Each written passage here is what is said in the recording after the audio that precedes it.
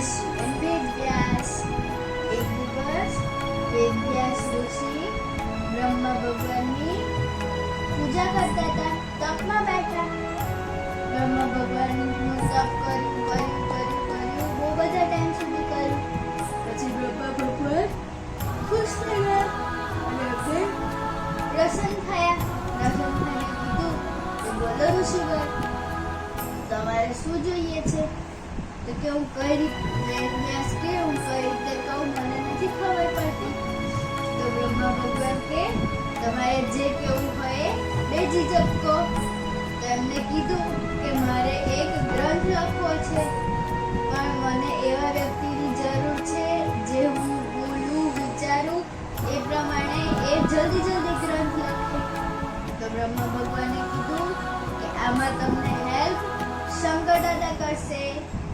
તો પછી વેદવ્યાસ ઋષિ શંકર દાદા પાસે ગયા.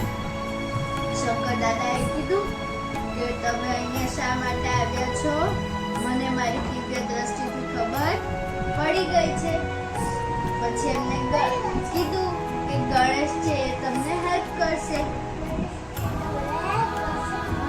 પછી નંદી મહારાજને મોકલ્યા ગણેશ ભગવાનને લાવવા માટે.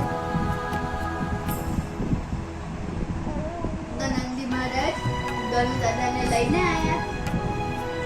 પછી શંકર દાદાએ કીધું કે વેદવ્યાસ જોડે જવાનું છે અને એમને જે ગ્રંથ લખવો છે ને એ લખવામાં હેલ્પ કરવાની છે. તો ગણુ દાદાએ કીધું ઓકે હું જઈશ. પછી ઋષિ વેદવ્યાસ અને ગણેશજી બંને લખવા બેઠા. તો ગણુ દાદાએ કીધું કે મારી એક શર્ત છે, જ્યાં સુધી હું ત્યાં સુધી જ લખીશ જ્યાં સુધી તમે બોલશો.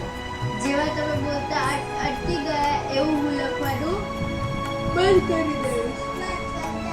તો વેદવ્યાસે કીધું કે ઓકે મને મંજૂર છે, પણ મારી પણ એક શર્ત છે, જે હું બોલું એ તમે વિચારીને લખશો.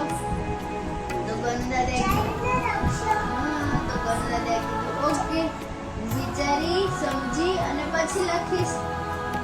પછી વેદવ્યાસે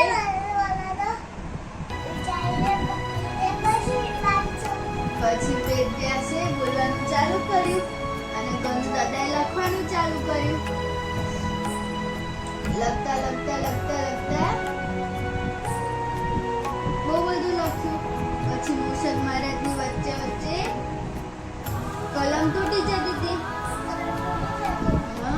પછી ગણુ દાદાએ વિચાર્યું કે આ તો બહુ બધી કલમ તૂટે છે, હું કલમની રાહ જોવા રહીશ તો ગ્રંથ પૂરો જ નહીં થાય.